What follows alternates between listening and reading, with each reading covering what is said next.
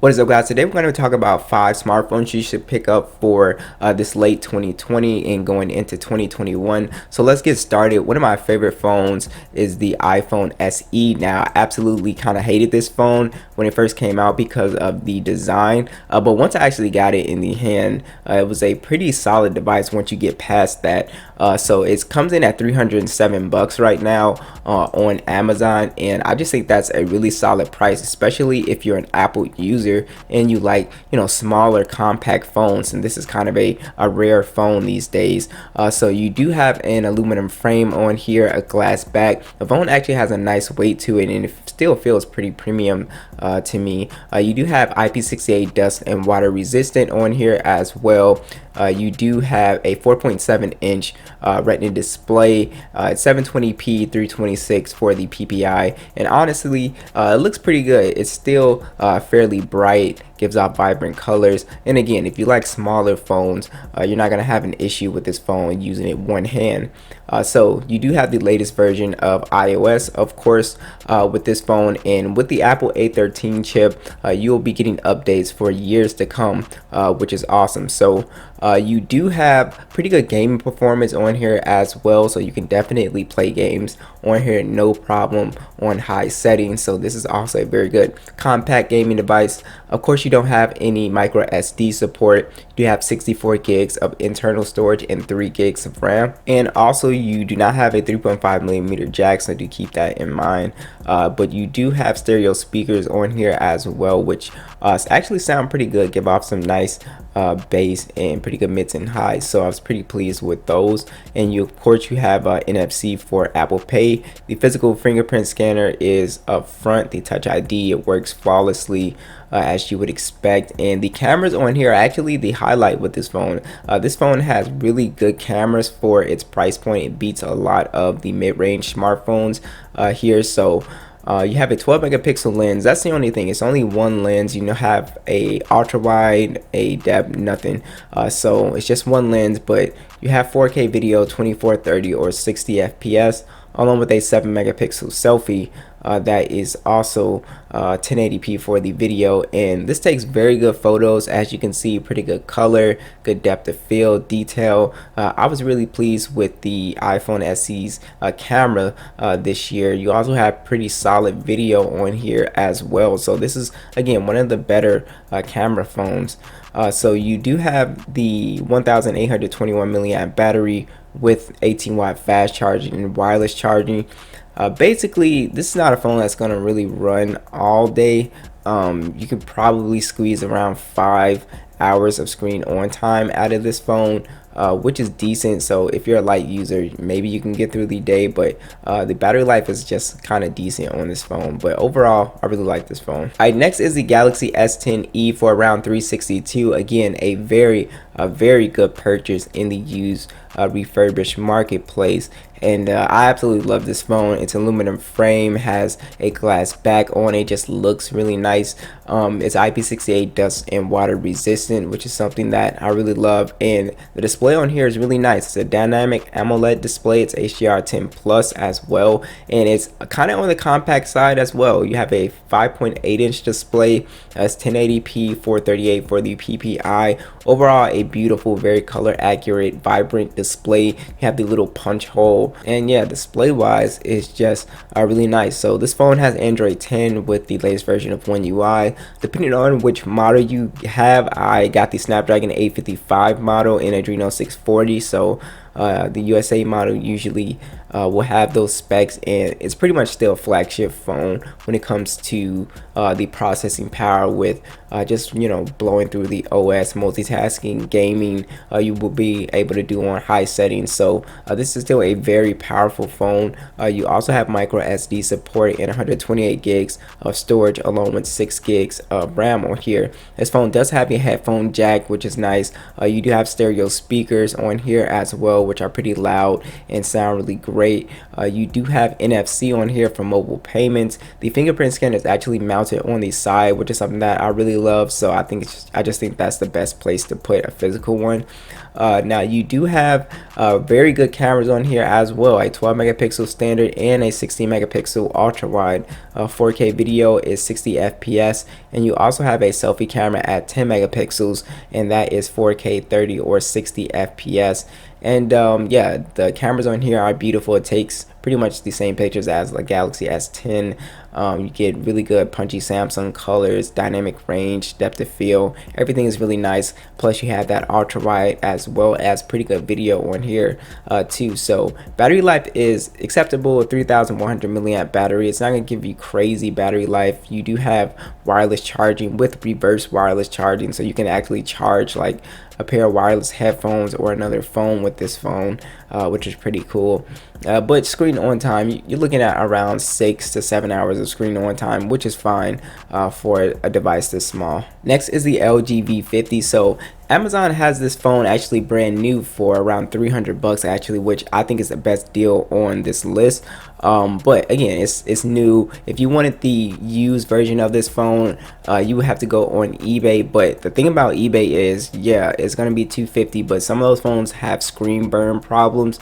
So I would recommend just spend that extra money and just pick this one up new. But if you do want to get it used and you don't care about a screen burn or something like that, then yeah, eBay has them for very cheap, $250. So you do have an aluminum frame. You also have a glass back on here. The phone just feels super premium. It's a very nice looking phone to me. You do have IP68 dust and water resistant on here, and this is a 5G phone, which is really nice. You see the little 5G logo on here as well, which is pretty cool. So you have a POLED display. It's HDR10, 6.4 inches, and has an extreme resolution for 1440p and 538 for the PPI. Just absolutely beautiful display here. You have the little notch that houses the dual cameras up front as well. And yeah, it's a beautiful, very vibrant, color accurate display. You can't see any pixels, just looks really nice. You do have Android 10 with the Snapdragon 855 Adreno 640. Again, a flagship chip. Will be able to play games on high, no problem. Performance is pretty good on this phone. I've never really had an issue with that. You do have micro SD support along with 128 gigs of storage and 6 gigs of RAM on here, which is really nice. So this phone does support the headphone jack with the quad DAC, so this is your best option for high quality audio. You do have stereo speakers on here as well, which sound pretty good. And you have NFC on board too, so for mobile payments you have that box checked off. The fingerprint scanner is physical, it's on the back, and that again works really fast. You also have face unlock if you don't want to use that. And the cameras on here are actually very good. You have a 12 megapixel standard, a 12 megapixel telephoto, and a 16 megapixel ultra wide. You get 4K video, 30 or 60 FPS. And again, you have that dual screen, or not dual screen, but the dual camera setup up front that has that 5 megapixel wide lens as well for like group selfies. Which is pretty cool. So overall, as you can see, the cameras are very good, no issues there, and battery life is actually really good on here. You have a 4,000 milliamp battery, 18 watt fast charging along with wireless charging. So this phone will get you around 8 hours and 30 minutes of screen on time from my use. And yeah, I absolutely love this phone. I think it's, again, one of the best deals on here. The Moto G Power is next, and it is a very nice phone. I think this is the phone like most people are going to be satisfied with, just your average Joe. It just does everything right, and I think it does a lot of what people care about, right? So it doesn't have a flashy design or anything like that. It's plastic, you know, design, but it does not feel super cheap. It has a nice weight thanks to the huge battery in here. You actually have a water repellent coating, which is really nice. But you have an IPS display at 6.4 inches. It's 1080p, $399 for the PPI. You have the little punch hole. Display is perfectly fine for this price point of around 160, and this does drop a lot. You just have to watch it. It's fine. It looks really good, very colorful, very bright, and again, the punch hole is really nice to have. You have a pretty much near stock version of Android 10 on here, the Snapdragon 665 and Adreno 610.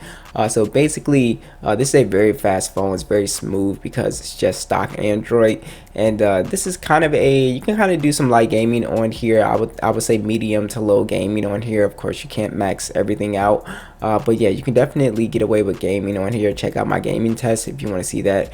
more in depth. You also have micro SD support, which is really nice, 64 gigs of internal storage and 4 gigs of RAM. So performance wise, this is a very solid phone. You have actually some pretty respectable and very loud stereo speakers on here, which is nice. The headphone jack is here, of course. This phone does not have NFC, so remember that you do not have NFC for mobile payments. You do have a fingerprint scanner on the back, which is very fast. Works 100% of the time. The cameras on here are actually not as bad as you would think for a phone that's like under 200 bucks. I think it's actually pretty good, and it's a quad camera setup. So you have a 16 megapixel standard, 8 megapixel telephoto, and a 8 megapixel ultra wide with a 2 megapixel macro. So you have 4K video and a 16 megapixel selfie. Basically, you get some pretty good photos. I'm not gonna trash this phone for the photos. I actually liked it. For under 200 bucks. This is a very good camera phone to me. Now the macro lens isn't that useful, but the rest of them are. The ultra wide, the telephoto, they take really good photos if you're in pretty good lighting conditions. So overall, I was really pleased with the cameras on here for this price point.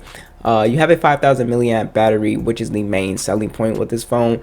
Battery is really hard to kill on this phone. So if you're like a heavy user, you're on your phone going hard all day, this is a phone that can easily get you through a day, if not 2 days. So just very impressive battery life with this phone. Last on the list is the LG G7. This is an excellent buy for a lot of people because it offers a lot for way under 200 bucks. I'm talking about around 150, and it's even cheaper on eBay if you want to go that route. But yeah, this is an excellent phone. You have an aluminum frame, glass back on here. Absolutely still nice looking design to me. IP68 dust and water resistant, as well as a beautiful display. It's a 6.1 inch IPS HDR10 display. It's 1440p as well, 564 for the PPI. Absolutely beautiful display. Looks really good. And with these IPS displays, you don't really have to worry about screen burn problems like on the OLED ones, which is really nice. So this phone runs Android 10. I've done a ton of videos on the G7 if you want to check it out. The Snapdragon 845 and Adreno 630, these are still great chips. It plays games on high settings. Performance wise, it's pretty good, and I had never had an issue with this phone. So if you want to do gaming on this phone, you could definitely do that. So you do have micro SD support and also 64 gigs of internal storage with 4 gigs of RAM. You have the headphone jack on here with the quad DAC, which is really nice. You also have very loud speaker on here as well, so very high quality speaker, which is something that I really love for a single firing speaker. Also, NFC is on board with the fingerprint scanner on the back, and you also have decent cameras on here, especially when you throw Gcam on here. It bumps it up a notch. 16 megapixel standard and a 16 megapixel ultra wide, 4K video, 8 megapixel selfie. So again, throw Gcam on this phone and you will see a big increase in image quality. And the battery life is okay on here. It's a 3,000 milliamp battery. You get wireless charging as well, and you definitely get around like 6 hours and 30 minutes, which should get you through a full day. So thanks for watching this video, and I will catch you guys in the next one.